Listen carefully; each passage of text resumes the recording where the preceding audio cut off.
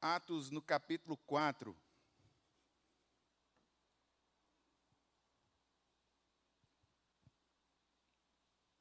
Nós temos visto o livro de Atos, capítulo por capítulo, versículo por versículo. Nós já vimos o capítulo 3.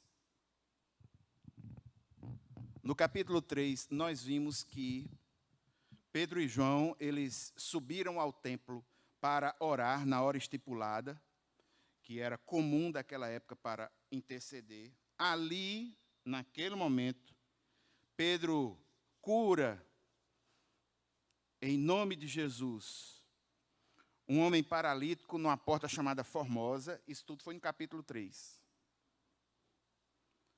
Todos os que veem isso ficam atônitos, e Pedro aproveita essa oportunidade para falar de Jesus, prega um sermão, e ele diz ao povo que ele mesmo não tem poder para curar. E ele o fez em nome de Jesus, ou seja, foi Jesus quem fez aquilo. Pedro lembra as pessoas naquele momento que elas mataram Jesus, mas esse Jesus que foi morto por eles, o Senhor Deus o ressuscitou. E ele conforta o povo e orienta o povo, exorta o povo a que se arrependa dos seus pecados e recebam Cristo em seus corações. E ele instrui nas profecias de quem era Jesus, baseado no Antigo Testamento, nos profetas. E ele mostra as bênçãos decorridas da aliança se cumprindo em Cristo Jesus e se cumprindo através dos profetas, dos apóstolos naquele momento. O que acontecia com Jesus, quando Jesus estava pregando o Evangelho, quando Jesus pregava o Evangelho, o que é que acontecia? Jesus ele era vigiado pelos religiosos. E agora nós vamos ver que os apóstolos, quando começam a dar continuidade ao trabalho do Senhor Jesus, tudo aquilo que aconteceu com Jesus, haverá de acontecer com os apóstolos na prática da pregação. Os religiosos vão fixar os olhos nos apóstolos, vão prestar atenção neles, e como atacaram ao Senhor Jesus, vão atacar aos apóstolos também. Mas isso não era nenhuma surpresa, porque Jesus já tinha alertado aos apóstolos que isso haveria de acontecer.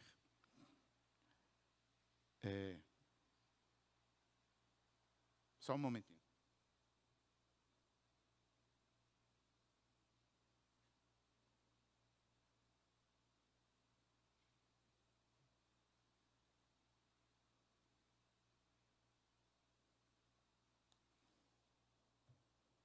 Curve sua cabeça mais uma vez, vamos orar.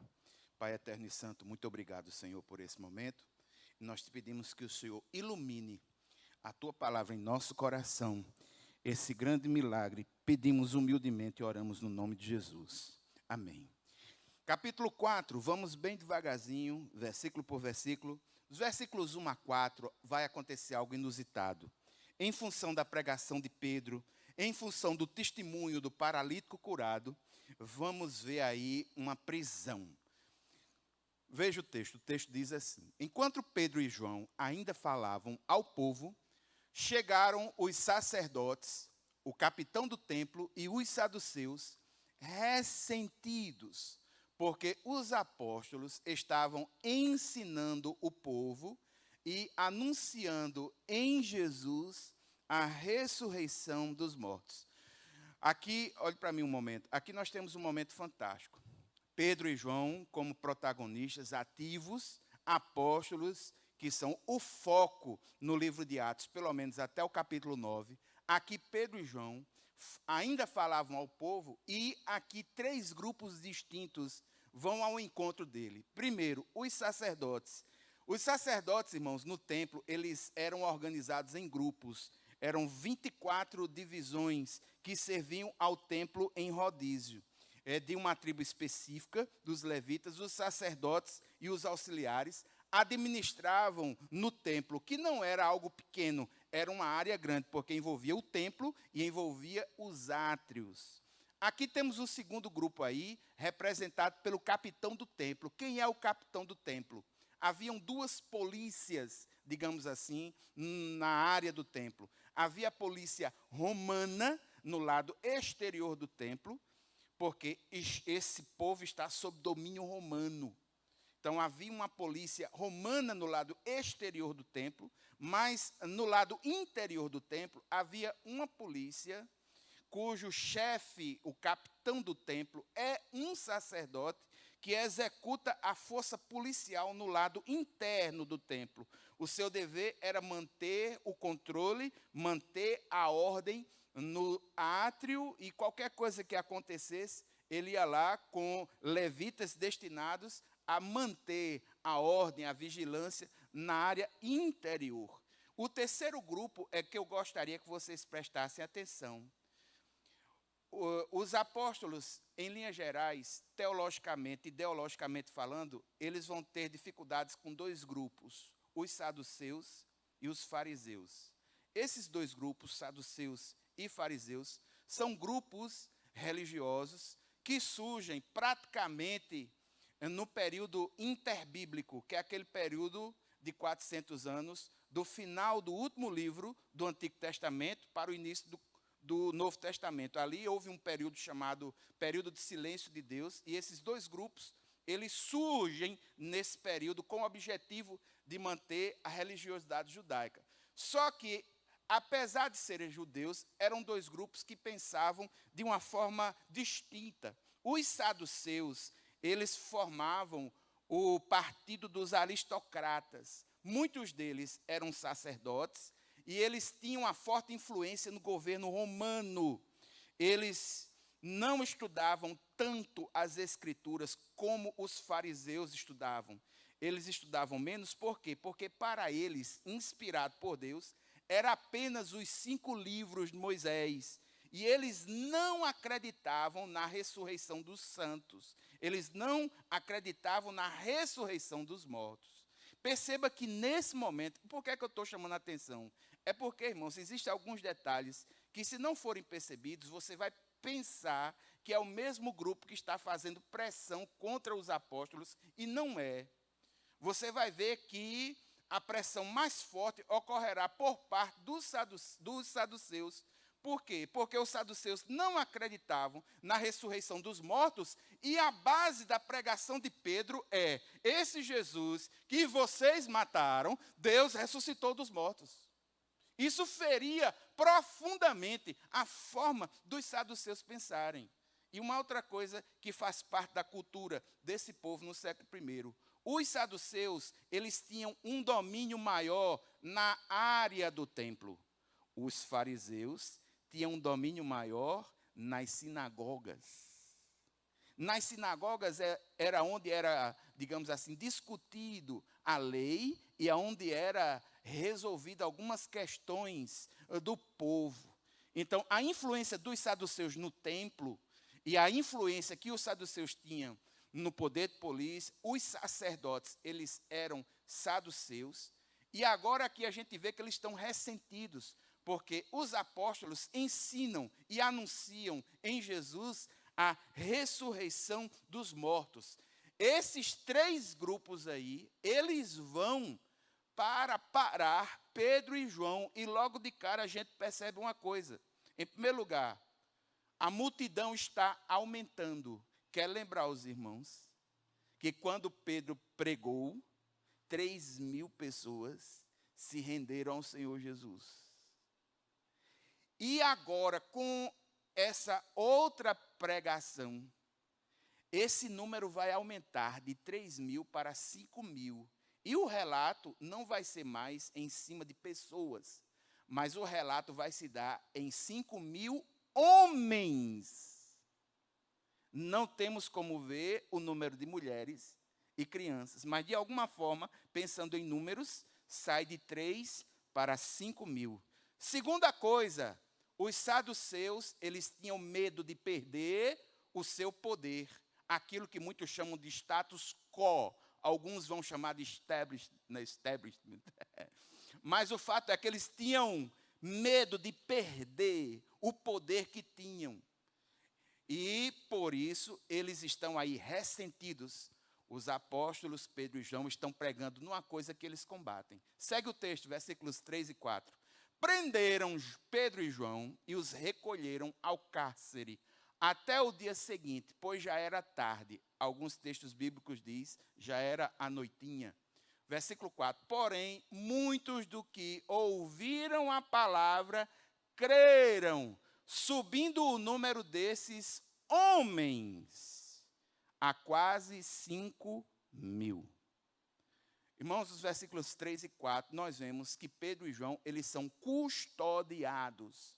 Eles não são presos, porque o sinédrio, que era a reunião desses líderes para decidir sobre as questões, o sinédrio não podia determinar uma prisão constante de ninguém, a não ser que passasse também pela revisão da autoridade romana. Então, eles não foram presos, eles foram detidos por uma noite para que pudessem ser ouvidos.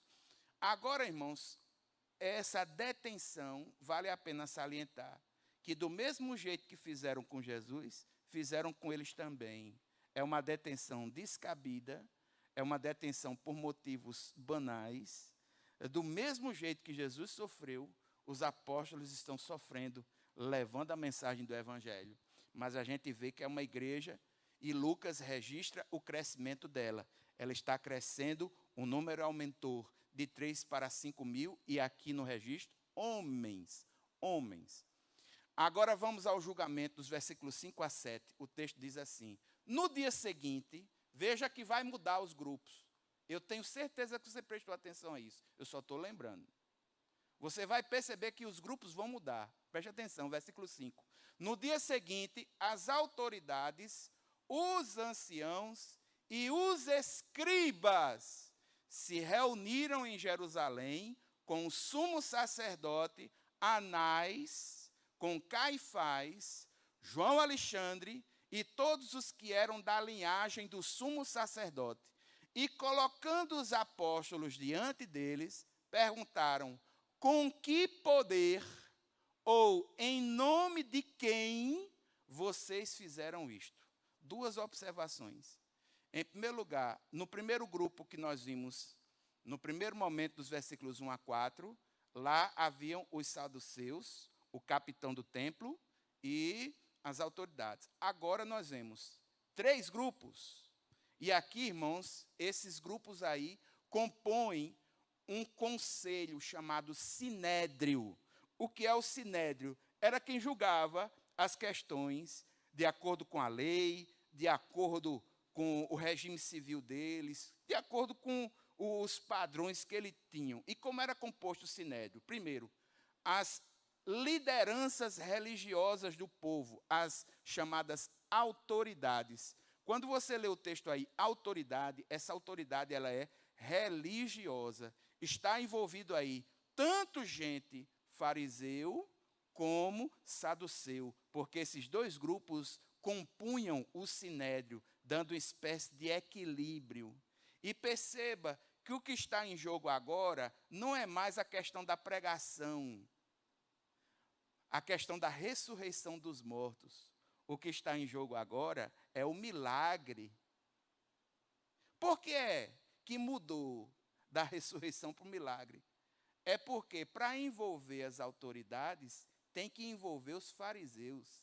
E os fariseus acreditam na ressurreição dos mortos. Só que, para não tocar nesse aspecto, os saduceus inteligentemente compõem o sinédrio, dizemos, vamos questionar esse milagre. Como foi que esse milagre se desenrolou? Irmãos, me perdoe aqui a franqueza, mas no meio dos negócios a gente vê muito disso. Tem gente que quer atingir uma pessoa, sabe que naquele jeito não consegue atingir, mas pode atingir de outro, muito embora o objetivo que ele tenha seja outro totalmente diferente.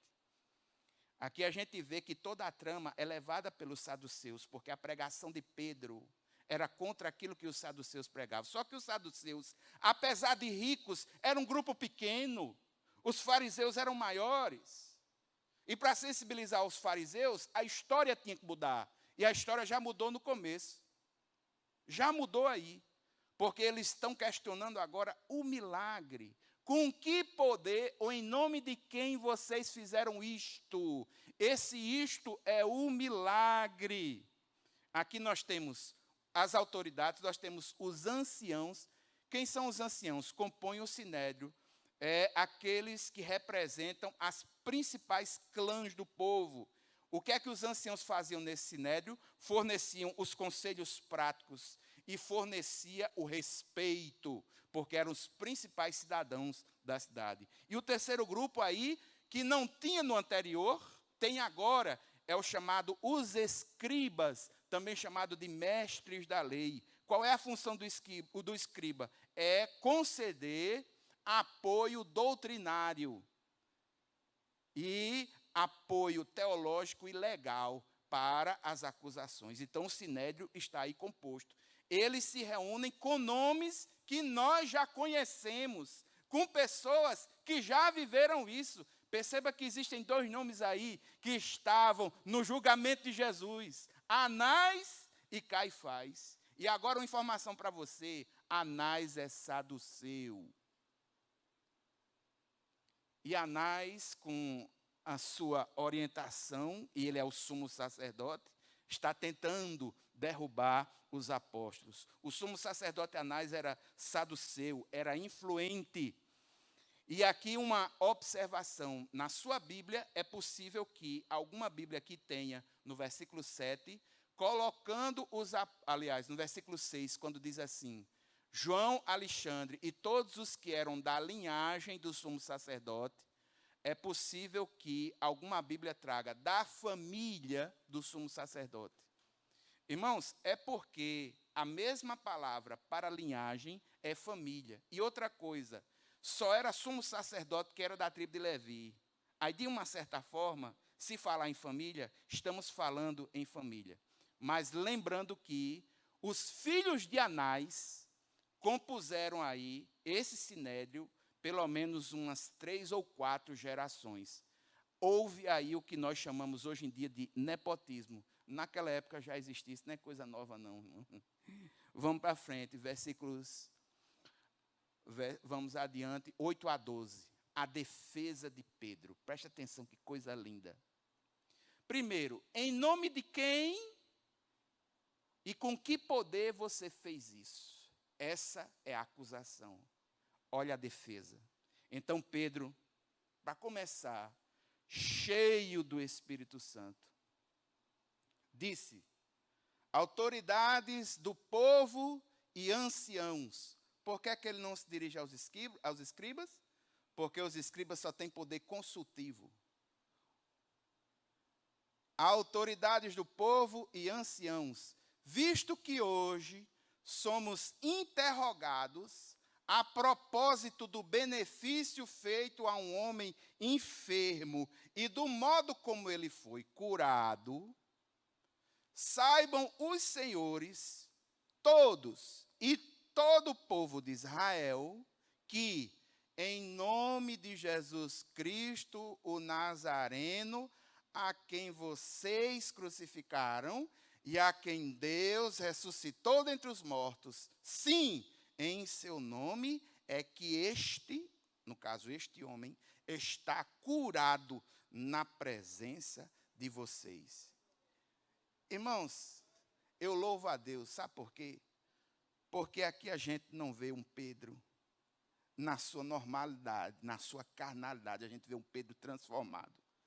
Não é mais aquele Pedro que foge, que se esconde, que nega ao Senhor. É aquele Pedro que, quando fazem a pergunta, a resposta ele deu na lata. Foi Jesus de Nazaré quem curou?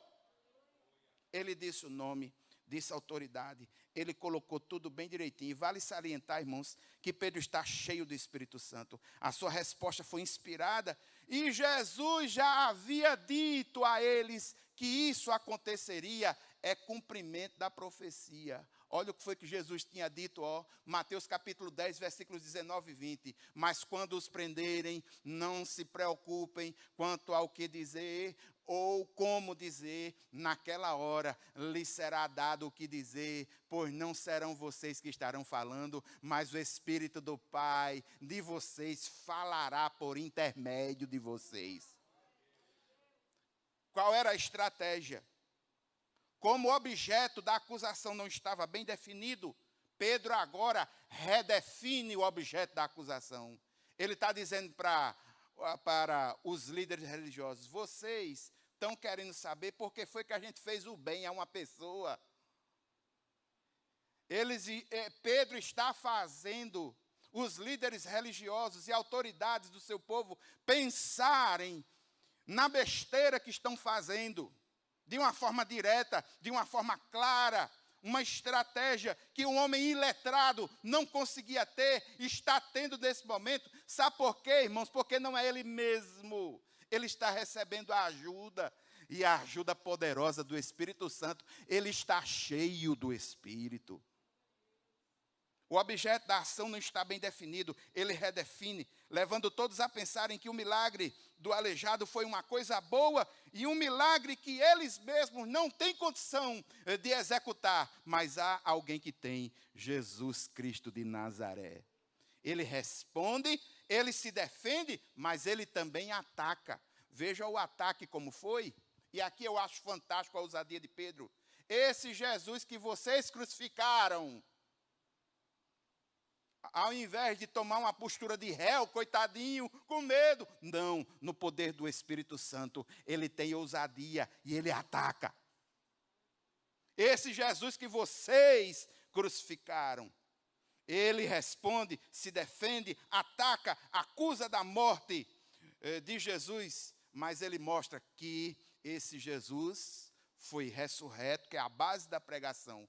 Jesus ressurreto, vivo, e o aleijado está curado. Vamos adiante, versículos 11 e 12. Ele agora fecha, confirma, reforça o contra-argumento, com um texto bíblico do Antigo Testamento. Marque esse texto, irmãos, porque tem uma observação aí fantástica.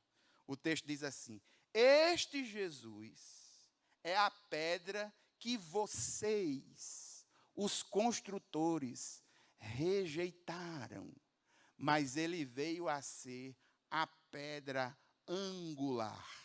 E não há salvação em nenhum outro, porque debaixo do céu não existe nenhum outro nome dado entre os homens pelo qual importa que sejamos salvos.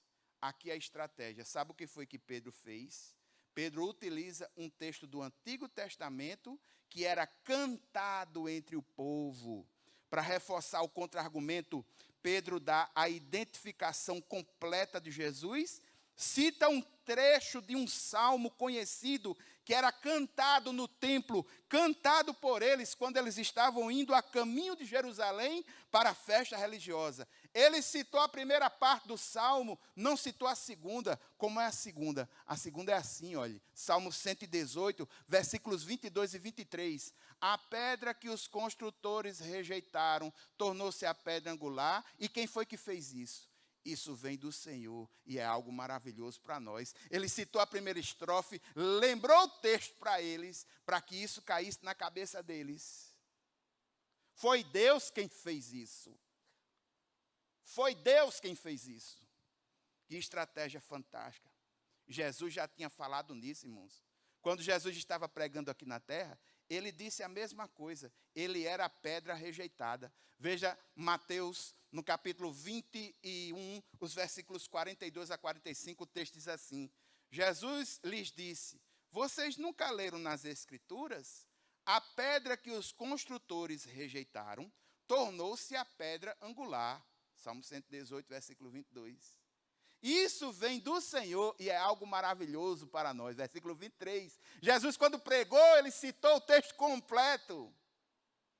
E ele diz: portanto, eu lhes digo que o reino de Deus será tirado de vocês e será dado a um povo que dê os frutos do reino. Aquele que cair sobre esta pedra será despedaçado. E aquele sobre quem essa é a pedra cair será reduzido a pó. Quando o chefe dos sacerdotes e os fariseus ouviram as parábolas de Jesus, compreenderam que ele falava a respeito deles. Jesus tinha falado disso. E por falar em pedra, irmãos, está no coração de Pedro uma resposta, e Pedro sabia que Jesus era a pedra angular, a pedra principal. Tanto é que em 1 Pedro, no capítulo 2, versículo 4, Pedro diz: à medida que se aproximam dele a pedra viva, Jesus, rejeitada pelos homens, mas escolhida por Deus, preciosa para ele. Apesar dessa pedra ter sido rejeitada, Pedro sabia que ela era a pedra fundamental. Nós vemos aqui, irmãos, salvação proclamada. O nome, ele é dado. Eu gostaria de voltar ao texto novamente no versículo 12. Não há salvação em nenhum outro. A salvação é proclamada. O nome foi dado, porque debaixo do céu não existe nenhum outro nome dado. E a ênfase que Pedro traz é na exclusividade de Jesus. Perceba as palavras não, nenhum, nenhum, sempre enfatizando que Jesus é a pedra angular, fundamental, principal. Não existe cristianismo sem Cristo. Tem gente que diz, fora da caridade, não há salvação. Tem gente que diz da sua teologia, fora da igreja, não há salvação. Mas a realidade bíblica, fora de Cristo, não há salvação. É por isso, irmãos, que no ouvido de muitos, a pregação do evangelho bíblico ela é incômoda. Porque só nesse meu dizer, eu já falei da diferença do cristianismo verdadeiro, do evangelho verdadeiro, a diferença do evangelho verdadeiro em relação a dois grandes grupos que nós conhecemos. Os católicos, eles creem que fora da igreja não há salvação. A Bíblia mostra que é fora de Cristo. Os espíritas creem que fora da caridade não há salvação. E a Bíblia mostra que é fora de Cristo que não há. Não existe nenhum outro nome que foi dado. Foi Jesus quem deu e é coisa maravilhosa. O texto de Salmos. É dado, é graça do Senhor para as nossas vidas. As religiões fracassam porque apresentam a salvação feita por obras. Mas a salvação começa em Deus. É graça de Deus. Jesus foi dado pelo próprio Deus para que nós saibamos que a salvação vem dele. É graça do Senhor sobre nós. Segue o texto, segue o texto, segue o texto. Hoje é uma porção grandezinha. Agora eles vão colocar os apóstolos para o lado de fora. Eles não estão no templo não, viu? Estão em outra área. Eles estão na área do Sinédrio, que era um pouquinho longe do templo. Era um lugar específico para julgamentos. Colocaram Pedro e João fora e agora vão discutir. A discussão interna entre os que estão julgando. Olha que coisa tremenda, versículo 13. Ao verem a ousadia de Pedro e João, sabendo que eles eram homens iletrados e incultos. No grego é agramatké e idiotés. Isso não quer dizer que eles eram burros, não sabiam ler, não, irmãos. É porque eles não tinham recebido educação teológica, religiosa, formal, como Paulo recebeu aos pés de Gamaliel. Eles não tiveram essa condição. Jesus também não teve essa condição, não. Então, veja, ao verem a ousadia de Pedro e João, sabendo que eram homens iletrados e incultos, ficaram admirados e reconheceram que eles haviam estado com Jesus, vendo que o homem que havia sido curado estava com eles. O que foi que aconteceu? Nada tinham a dizer ao contrário. Irmãos, Pedro está no comando, Pedro está cheio do Espírito Santo. Antes do Espírito Santo, a gente vê um Pedro com medo. Depois do Espírito Santo, a gente vê um Pedro ousado. Antes do Espírito Santo, quando Jesus subiu antes de Jesus subiu ao céu, depois da ressurreição, os discípulos que eram apóstolos se reuniram trancados com medo. E agora, os apóstolos, eles vão ser trancados, é verdade, mas sem medo. Eles vão ser trancados sem medo. Antes do Espírito Santo, eles estavam transtornados, porque Jesus havia morrido, ressuscitou, ascendeu ao céu, o Espírito Santo veio e mudou. Agora, eles transtornam o mundo. Antes do Espírito Santo ter descido de forma efetiva sobre eles, o Espírito Santo atuava de forma pontual, era residente, mas agora não. Você vê um Pedro ousado. O Espírito Santo está presidente, ativo. Aquele Pedro relutante, covarde, esqueça pelo Espírito Santo de Deus. É um Pedro ousado, um Pedro corajoso, um Pedro que a palavra bíblica coloca como intrépido. Ele tem ousadia. Qual é a atitude do sinédrio? Primeiro, eles veem, percebem. Segundo, eles entendem. Eles reconhecem que os apóstolos haviam estado com Jesus. Depois que percebem, que entendem, eles reconhecem o poder de Jesus sobre a vida deles. Eles eram homens iletrados, incultos. E o que é pior para eles, no caso deles, dos saduceus, dos que estão julgando, é porque havia uma evidência incontestável. Qual é a evidência? O aleijado estava curado ali no meio.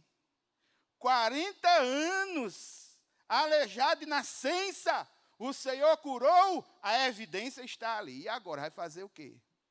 Contra fatos não há argumentos. Acabou. Ele não tem para onde correr.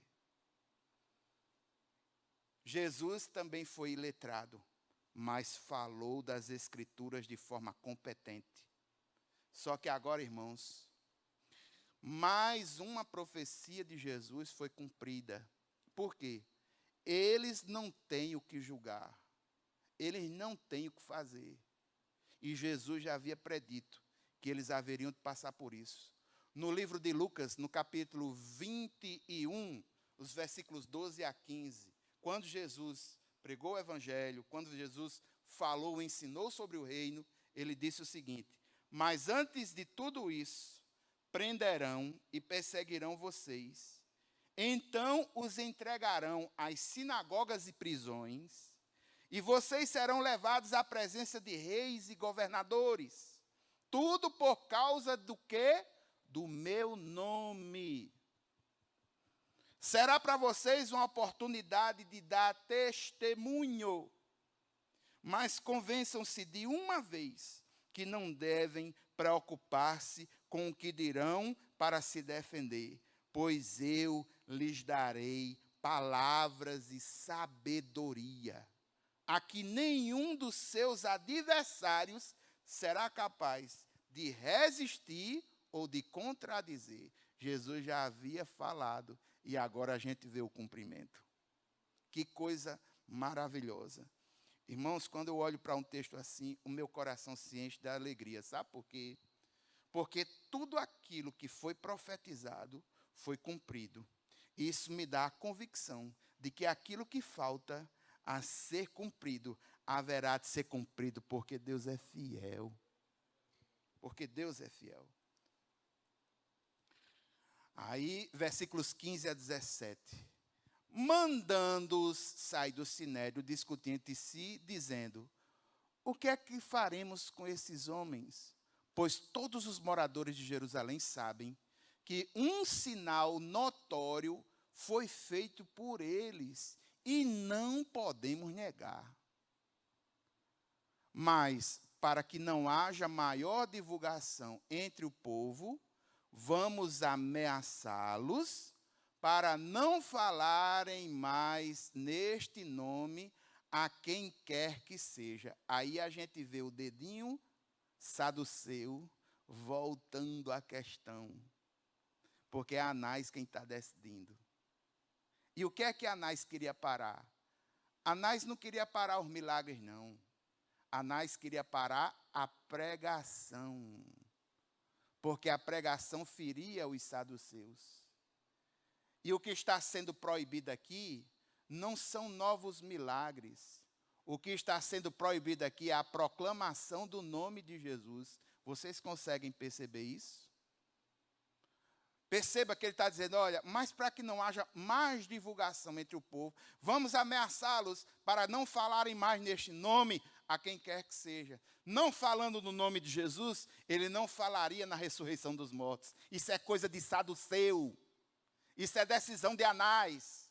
Anás atirou para um lado, viu que não teve jeito, e agora ele tenta reverter a situação. Mas ele pensa que Pedro é um coitadinho, ele pensa que Pedro está ali, ai, ai, ai, ui, ui, ui. Não, Pedro dá a lapada dele de novo, repara. Absolvição. Chamando-os, ordenaram-lhes de modo nenhum falasse, nem ensinasse a responder da seguinte forma: os senhores mesmos julguem se é justo diante de Deus ouvirmos antes aos senhores do que a Deus, pois nós não podemos deixar de falar das coisas que vimos e que ouvimos. Primeiro lugar, irmãos, uma sentença, como é que ela termina? Ou a pessoa é julgada ou ela é absolvida. Concorda ou sem concorda? Só que nessa sentença aqui, o Sinédrio, e Anás como presidente desse Sinédrio, ele não diz se Pedro e João são culpados ou são inocentes. Eles querem dar uma roupagem legal para uma atitude errada que fizeram. Do mesmo jeito que fizeram com Jesus, estão fazendo com os apóstolos agora. Eles querem dar uma roupagem, uma aparência de legalidade, querendo sair pela tangente. Eles não proíbem o milagre. Eles querem proibir a pregação. Eles querem proibir o nome de Jesus sendo pregado. Pedro responde com ousadia e afirma a autoridade divina sobre a autoridade humana. O que é que Pedro está fazendo? Está seguindo a lei à risca, porque era assim que os profetas faziam. Eles não observavam as conveniências humanas. Os profetas ouviam e falavam em nome de Deus, as palavras de Deus, com a autoridade de Deus. Foi isso que Jeremias fez, foi isso que Amós fez, foi isso que Jonas fez, mesmo sem vontade, mas fez. E aqui ele vai fazer e vai dizer: é justo que eu deixe de falar nesse Deus Todo-Poderoso? É justo que eu atenda a essas demandas desse Deus Todo-Poderoso para atender a sua? Não é, meu irmão. Aqui é um Pedro ousado, um Pedro que sabe o que quer e aonde quer chegar. Só que encerra como? Com ameaça. Porque quando não tem argumento, a tendência é subir o tom de voz. E o que é que eles fizeram? Não deu parecer se estavam condenados nem absolvidos. Puxa Pedro e João para o cantinho e ameaça. Ameaçando-os mais ainda, os soltaram, não tendo achado como os castigar por causa do povo, porque todos glorificavam a Deus pelo que tinha acontecido. Ora, o homem em quem tinha sido operado esse milagre de cura tinha mais de 40 anos de idade. A prova era notória, era evidente. Eles encerram o caso sem dizer que eles estavam inocentes e, o que é pior, encerra o caso ameaçando o réu. Isso aqui nos traz essa ideia. Quando não se tem argumento, geralmente se sobra o timbre de voz. Quando não se tem argumento, dá-se cabo para a violência. Quer ganhar na força, quer ganhar na marra. Vamos aqui a algumas verdades espirituais. 2 verdades espirituais apenas. Eu gostaria de explorar com os irmãos. Em primeiro lugar, irmãos, nós como cristãos, nós não devemos estranhar a perseguição. E eu vou montar aqui uma equação bem simples. Nós estamos no mundo, e esse mundo tem um mundo que é sistema de coisas contra Deus, que vem pela cultura, que vem pela ideologia. Existe um mundo mau, com o objetivo de nos separar do Senhor, poluindo a nossa mente, poluindo a nossa alma. É treva. O texto bíblico diz: o mundo jaz no maligno. E a igreja é sal e luz. Você acha que, em sendo a igreja sal e luz, se ela pregar o evangelho genuíno, ela vai incomodar alguém ou não? Simples. Simples. Se ela pregar o evangelho como tem que ser, ela vai incomodar. Aqui, nesse primeiro contexto, os líderes judeus, principalmente os saduceus, lutavam pela manutenção do status quo deles. Os saduceus, aristocratas, eles tinham influência, eles tinham poder e eles não queriam perder isso. E aqui a gente percebe, irmãos, que o judaísmo e as práticas não tinham condições de abraçar as demandas do evangelho. Não foi à toa que Jesus disse que não tinha condições de colocar um vinho novo em odres velhos. Então não tinha como isso acontecer. Nós precisamos entender, e a igreja precisa entender, e ela deve esperar o poder do céu, é verdade, mas ela deve esperar a oposição do mundo. A igreja deve esperar revestimento de poder do Espírito, mas pelo fato de ser sal da terra, luz do mundo, ela vai incomodar. E em sendo incomodada, ela vai atrapalhar. E atrapalhando, ela vai ser atacada. Agora, louvado seja o nome do Senhor. No passado, na igreja primitiva, eles foram perseguidos, mas a perseguição não afetou o crescimento da igreja. Diga amém. É como o milkshake, meu irmão, que quanto mais bate, mais robusto fica.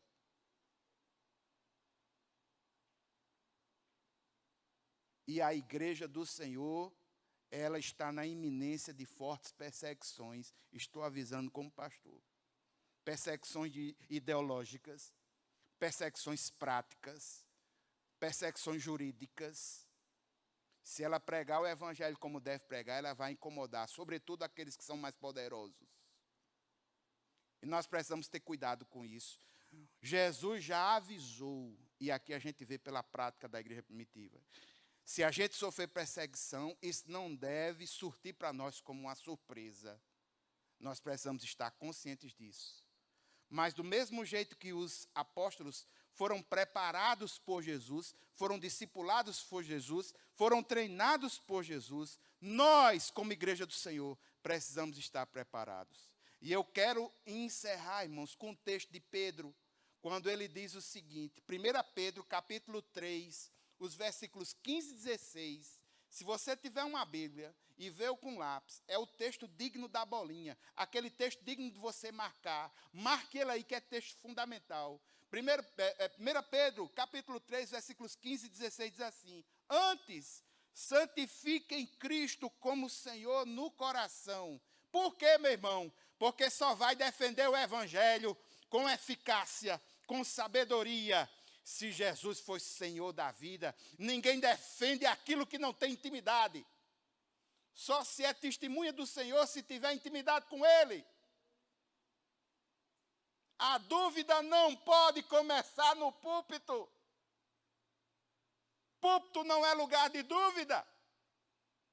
Púlpito é lugar de convicções, de certezas.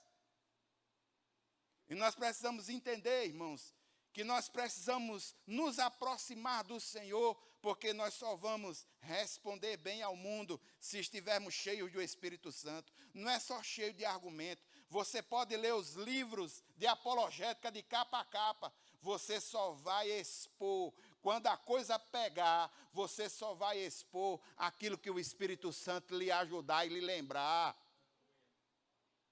Você precisa santificar Cristo como Senhor no seu coração e esteja sempre preparado para responder a qualquer que lhes pedir a razão da esperança que está em vocês. E como é que a gente deve responder? Versículo 16. Contudo, façam isso com mansidão e respeito, conservando a boa consciência, de forma que os que falam maldosamente contra o bom procedimento de vocês, porque estão em Cristo, fiquem envergonhados de suas calúnias. Nós precisamos estar santificados, cheios do Espírito Santo. Nós precisamos estar cheios de Jesus no nosso coração. Sabe por quê, irmãos? A boca fala aquilo que o coração está. Nós precisamos estar preparados para responder a razão dessa esperança. E para preparar tem que ter estudo. É por isso que tem escola bíblica. É por isso que tem grupo. É por isso que tem Bíblia de estudo. É por isso que tem seminário. É por isso que tem livro. Busque, meu irmão.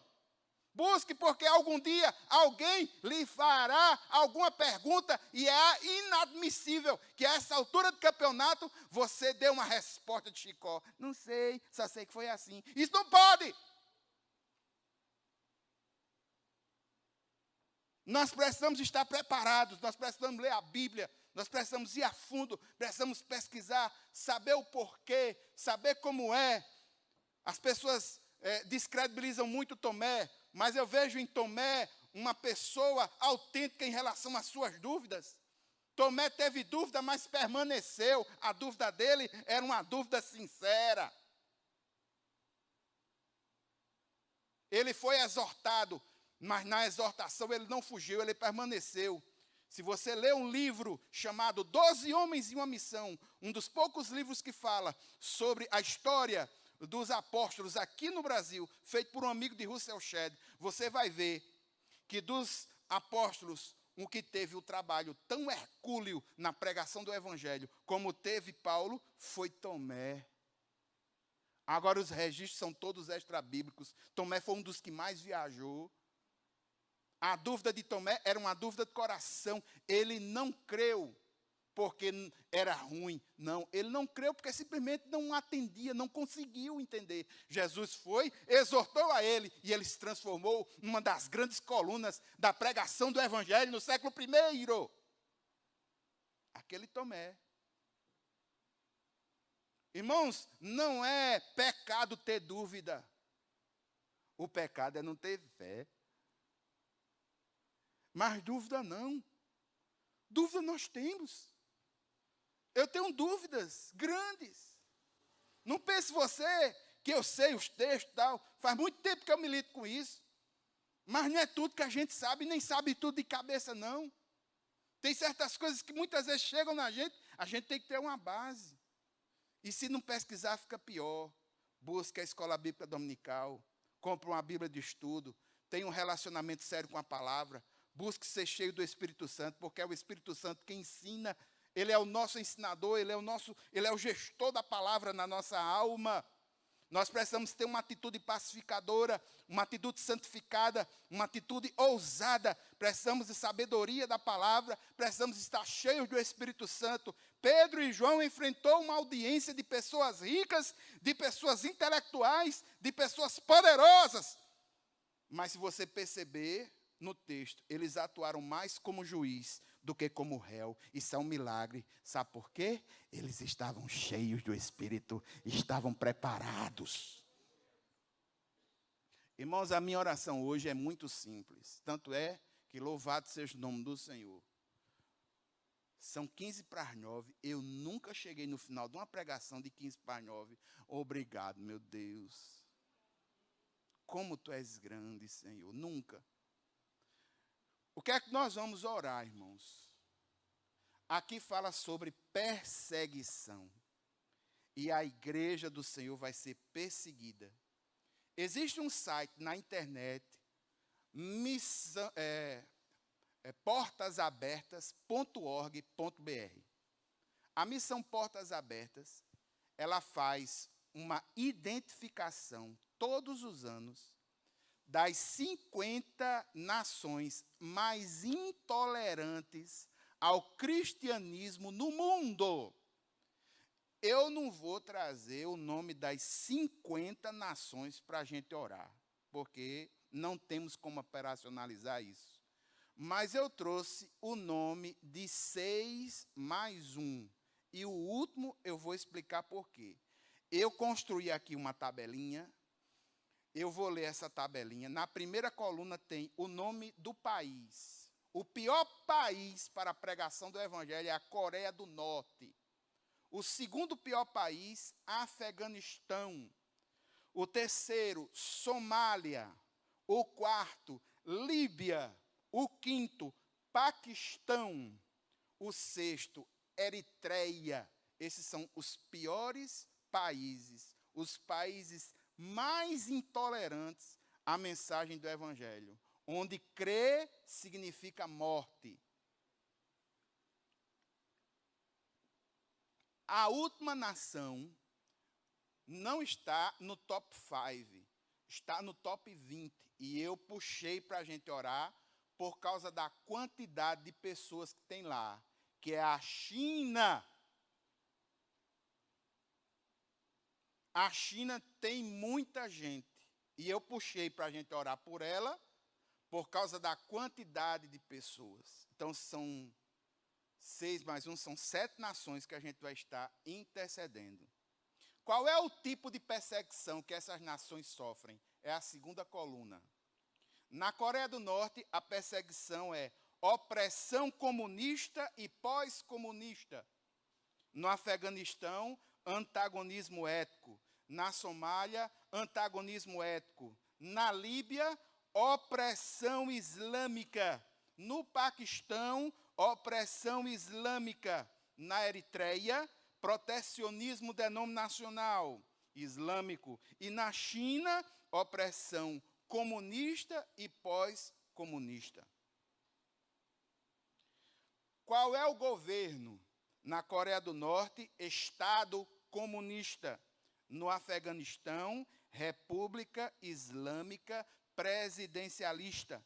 Na Somália, República Parlamentarista.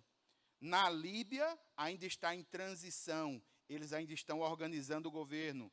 No Paquistão, República Islâmica Parlamentarista. Na Eritreia, República Presidencialista. Na China, Estado comunista. Muito embora na mídia eles digam que são socialismo de mercado. Isso é uma antessala do comunismo. Qual é o tipo de religião? Na Coreia do Norte, uma ideologia chamada Juche. No Afeganistão, islamismo. Na Somália, islamismo. Na Líbia, islamismo. No Paquistão, islamismo. Na Eritreia, islamismo. Na China, filosofia budista.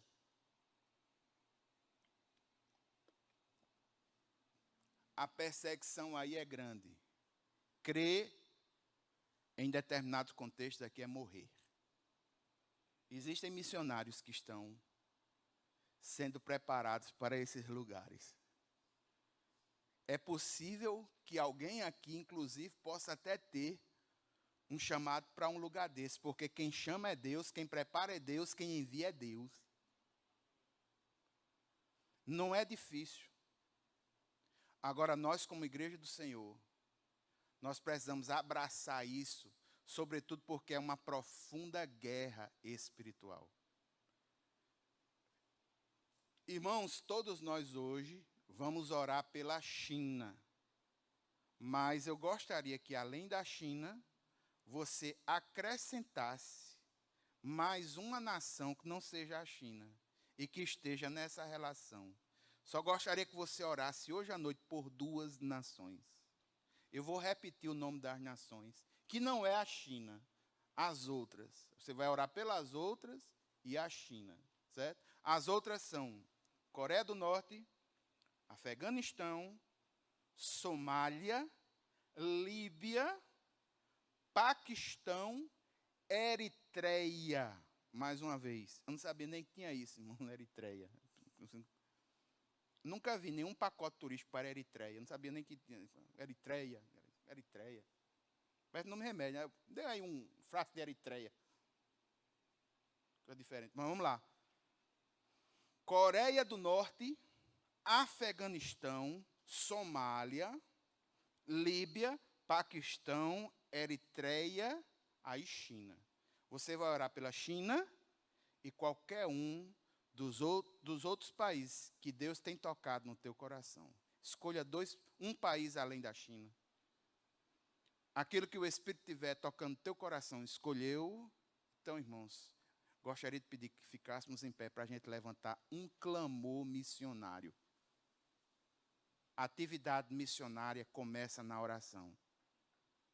Nós precisamos entender que é uma batalha espiritual. Nós precisamos entender que é o Espírito Santo do Senhor quem concede as estratégias. É Ele quem separa. É Ele quem ajuda na preparação, é Ele quem envia. A igreja local é um instrumento usado por Deus. A igreja local não é o reino de Deus, é um instrumento. E como instrumentos do Senhor, nós precisamos fazer o que precisa ser feito.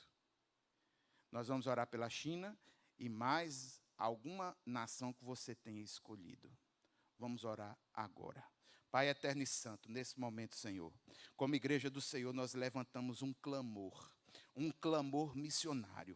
Pai eterno, nós queremos colocar nas tuas mãos, Senhor, essas nações que aqui foram citadas, nações que são declaradamente hostis ao Evangelho.